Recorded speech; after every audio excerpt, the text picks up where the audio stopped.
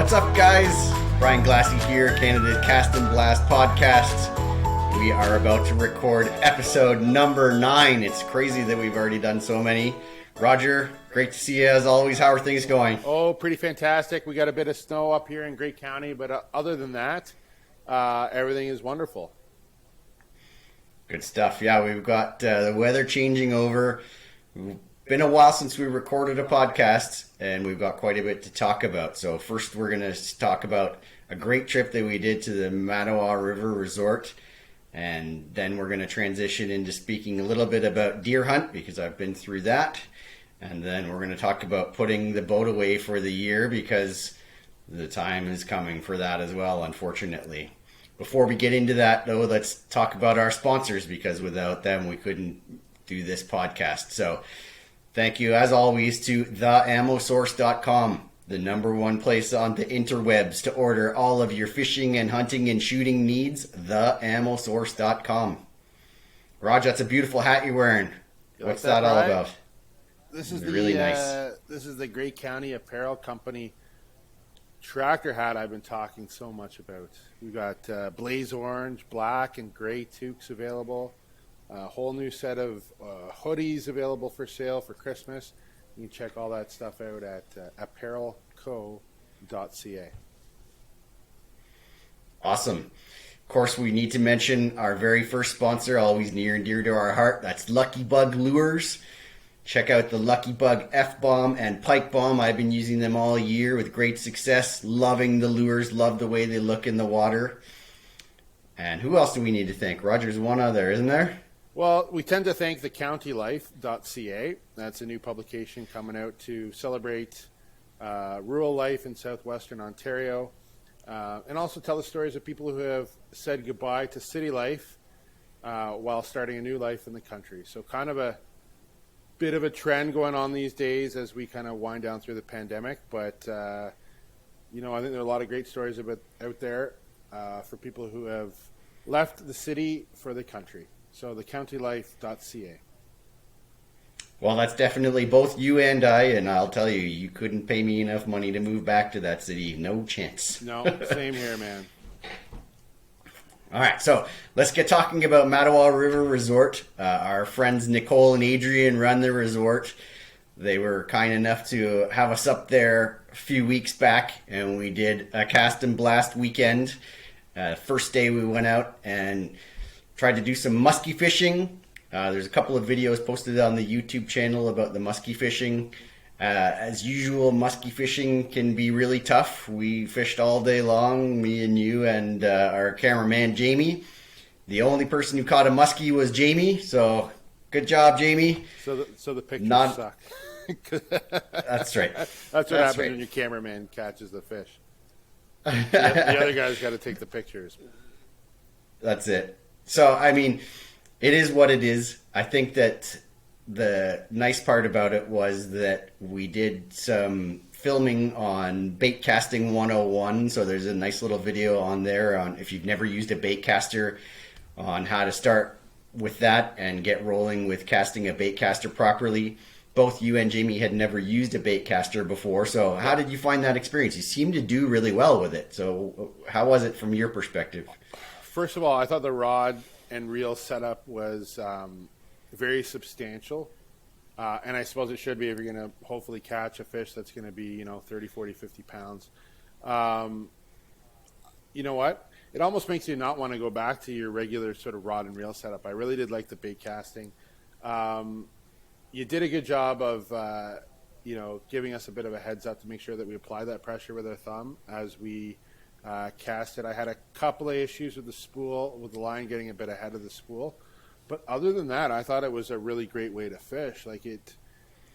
Fishing for me tends to be pretty therapeutic. You tend not to think much about what you're doing, but when you're bait casting, you're certainly thinking about it every time you cast, because you don't want that line to get ahead of you, ahead of the spool, and end up with a bit of a bird's nest.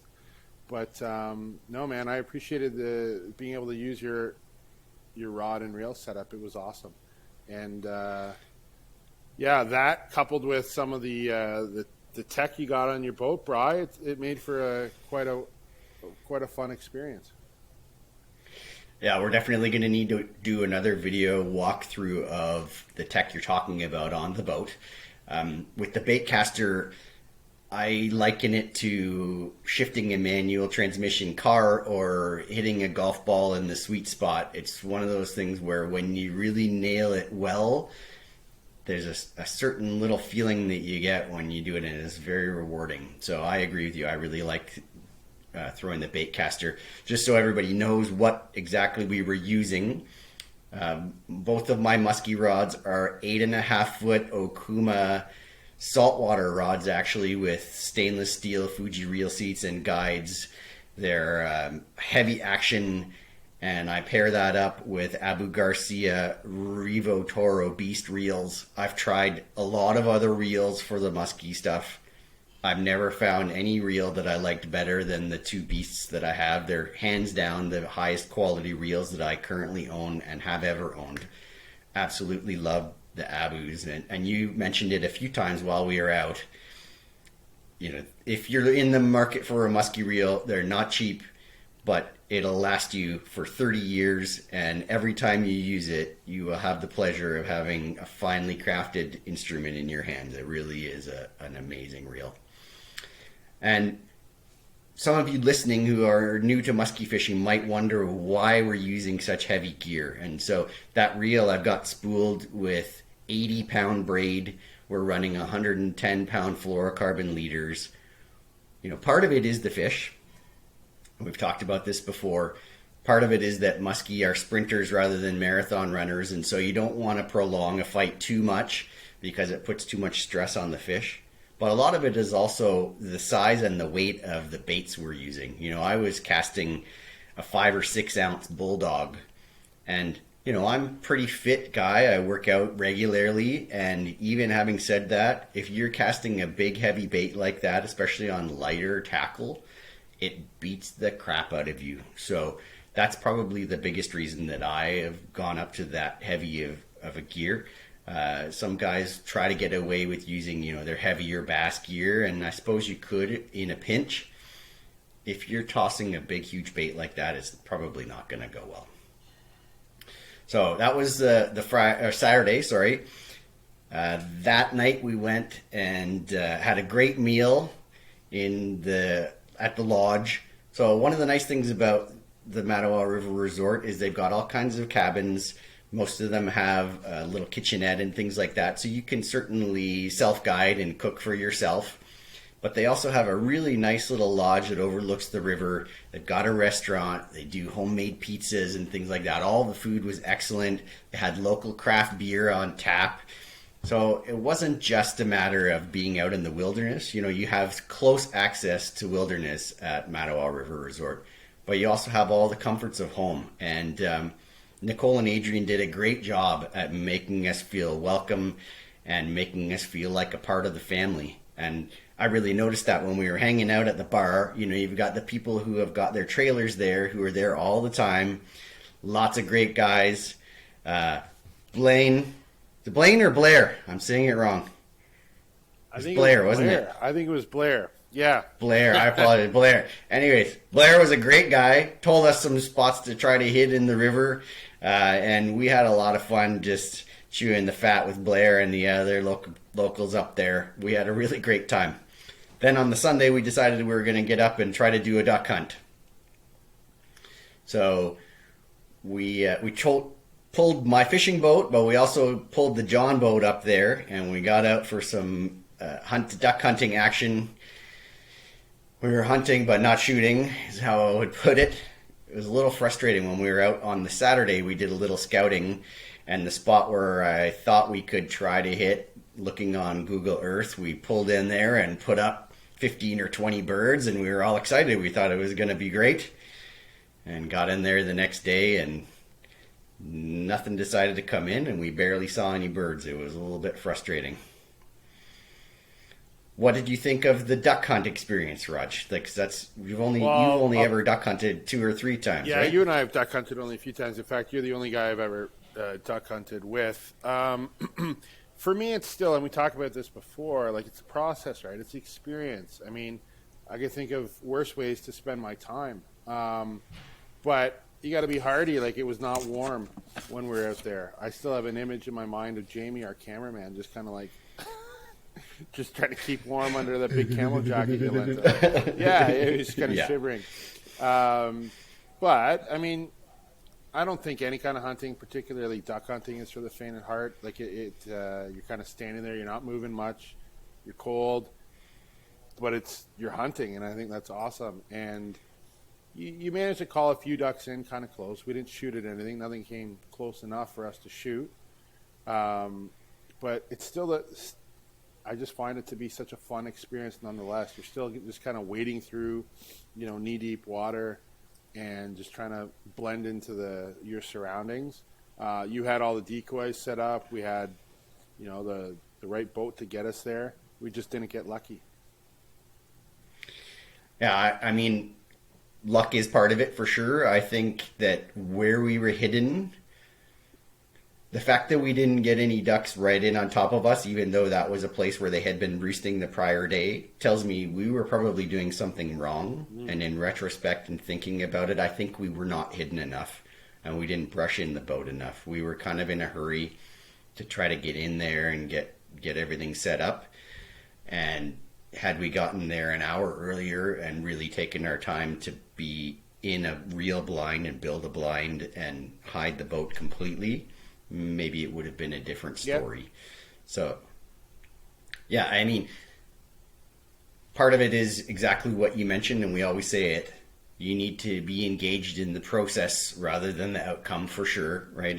It's fun to go out there and try to fool the birds, and when you don't get it right, you need to take stock and try to figure out where you fell down. And usually, like we've said lots of times, it's in a lack of attention to detail. So for both these sports, the fishing and the hunting, if you're a new angler or a new hunter, the way to get really good is to not do one thing differently, to not change just one thing. You need to do a million tiny things differently. And the attention to detail is what produces the results. So even at the time, I kind of thought maybe we didn't have the boat covered enough. Nothing flared hard. No birds flared hard when we were watching them fly. And there really weren't that many birds around. We probably only saw maybe 15 or 20 birds total, including one big group of geese that was way up high that were never going to come in no matter what we did. So it wasn't as if we had millions of birds around us and they just weren't coming to us. It just seemed like there weren't very many birds. And you and I were talking before we got on the air here. I've been out 6 or 7 times this year for ducks and shot exactly not a one. So it's been a frustrating year. But I really haven't been seeing a lot of birds. I've done some field hunts. I've done some swamp hunts. I did a diver duck hunt on the weekend with a buddy at the south end of Lake Simcoe, and there were some birds around, but it's not like it has been in the past few years. So I'm not really sure what's going on. I think I'd be more frustrated by it if I was getting out and seeing millions of birds and not having them come in. Yes. And not shooting anything. But I was at Luther Marsh a week and a half ago, and in 4 hours of hunting, I maybe saw 15 birds total. Yeah. And nothing came anywhere close. A lot of them were 1,000 feet up. It doesn't matter what you do. If a bird is that high up, they're not interested in landing into the water where you're hunting. It's just nothing I could do about it. There just weren't any birds, and the ones that were there were not going to come into my calling no matter what I did. So yeah, it's been a little frustrating. If any of you out there are watching, I'd love to hear your comments and experiences on the Facebook page or comment on the YouTube videos and let us know how you've been doing. We would love to hear that you've been out there smashing birds and love to know what you're doing and where you're going. And if you want some company, we'd be happy to join you as well. So that was Mattawa, the Mattawa River Resort. Great spot. It was probably 4-hour drive to get up there from where we are. I would say it's a really nice mixture of being close enough that it didn't feel like it took us forever to get there, but being far enough north that you really did feel like it was a bit of a wilderness feel. You know, you had the town of Mattawa and the city of North Bay within 20 minutes, half an hour of the resort. So if you really wanted to go into town and get your supplies or what have you, it was easy enough to do that. But once you're at the resort, you know, the river was not busy. You drive in from Highway 17 onto their property. They've got a couple hundred acres, I think. And so you're a distance from the road. You can't really hear the highway from where you are. It feels like a wilderness area.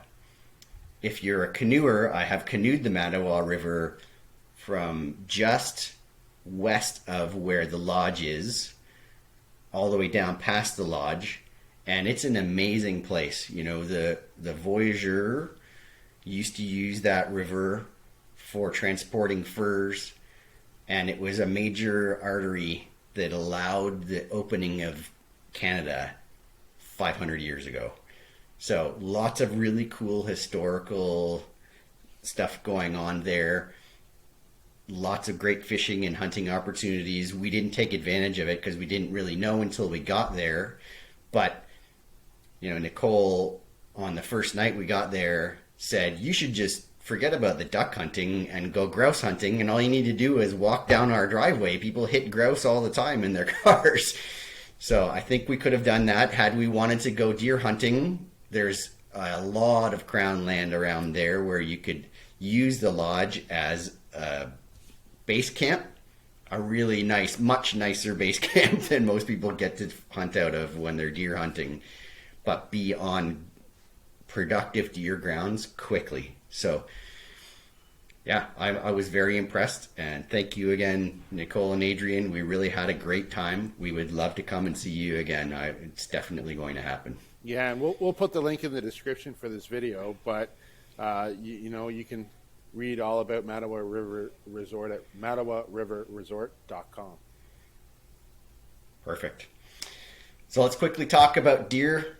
Yes. We had the early deer season was the first 2 weeks in November. I went with my group this year again. This is the second year I've been with this group. We had 8 guys who were hunting. We go just outside of Barry's Bay, which, if you're looking at the map, is just maybe 30 kilometers east of Algonquin Park along Highway 60. So, again, beautiful area. It's amazing to me that within a 3 or 4 hour drive of where I am, I can be in a place that feels completely like wilderness. You know, there were some other people around, but once you got into the bush, 100 meters off of the road that we use, if you didn't know where you were going or have a compass, you could easily be very lost very quickly. So we had a great hunt. We managed to put down 4 deer in the group. I did not discharge my firearm, unfortunately. I think we've talked about this before. The way we hunt is by pushing. So we've got 3 different ridges that we hunt in this Crown Land area where we hunt.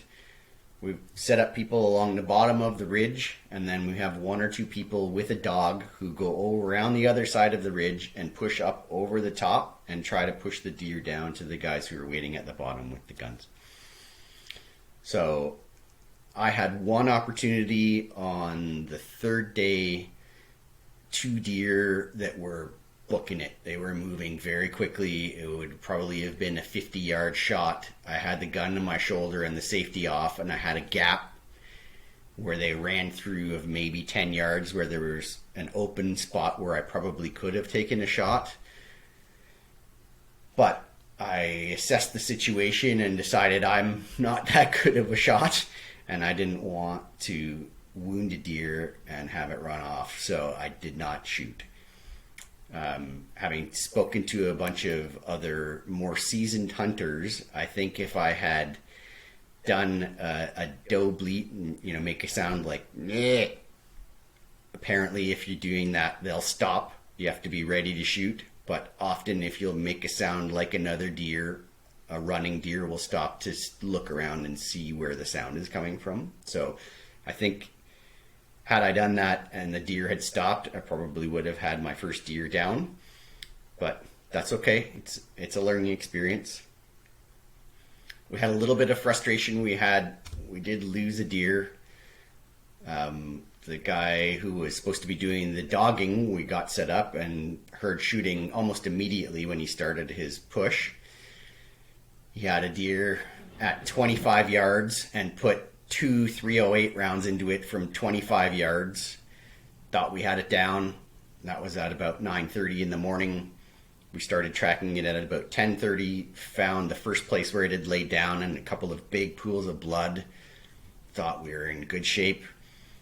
Started tracking, found another spot where it had laid down and another big pool of blood.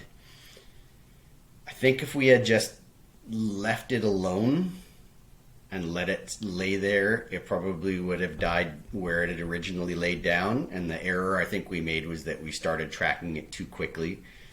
Hard to know. You thinking that two 308 rounds at Right. 25 yards, Yeah. it wouldn't take very long. And the guy who shot, especially the first shot, he was pretty confident that he made a good shot on it on the first shot. But we ended up tracking this deer over 2 kilometers. We tracked it until dark, so at least 6 hours, probably more like 8 hours of tracking. Wow. And never managed to recover it. So awful feeling, especially for the guy who took the shot, right? You never want to experience that, right? And it's my chance at the deer happened the day after that. And so that was pretty fresh in my mind, right? Maybe if it had happened on the first day and I was excited, I would have shot as well, and maybe we would have been in the same position. So having just gone through that the prior day, I wanted to make sure that that did not happen. So I think this guy who took the shots has learned his lesson. He was pretty upset about it. And you know what? Rightfully so. I can justify shooting a deer because I make sure that the deer's meat is respected and used, and so that's how I can justify shooting a large animal like that. And so to take the shot and not have it go down is a blow for this guy for sure. He's already contacted me and said, maybe I need a recommendation on a shotgun instead of a rifle.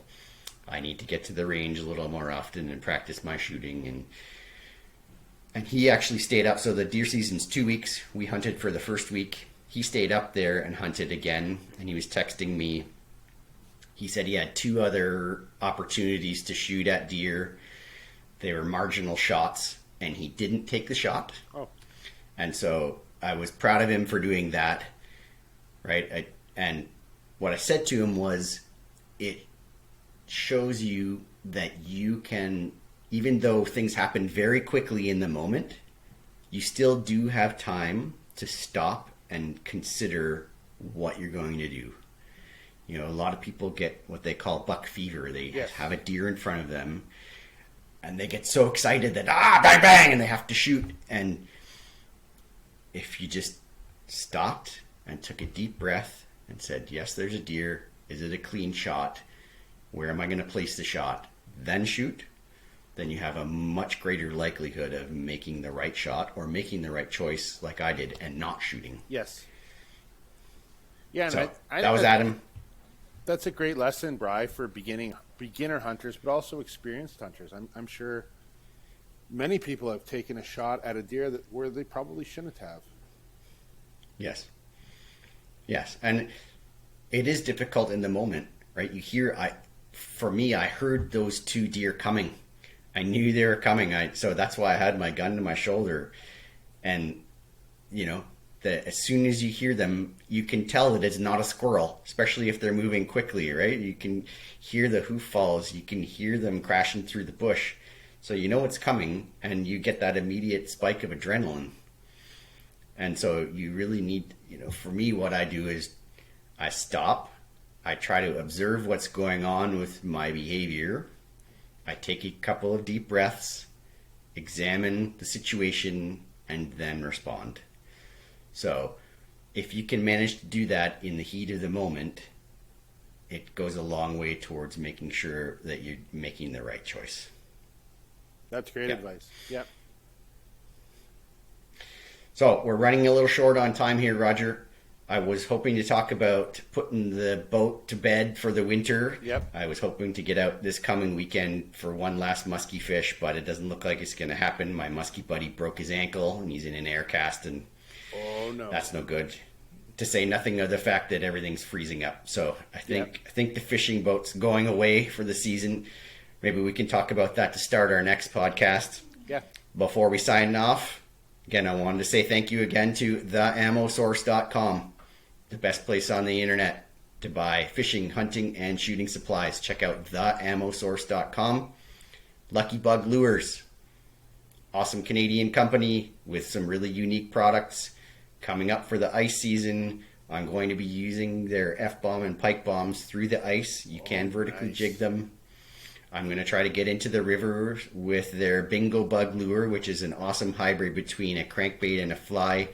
The trout seem to really like it in the rivers. So lots of applications for Lucky Bug Lures. And final shout out to the countylife.ca and Great County Apparel. That's available at apparelco.ca. Beautiful. Thanks for watching, everybody. We'll see you next time.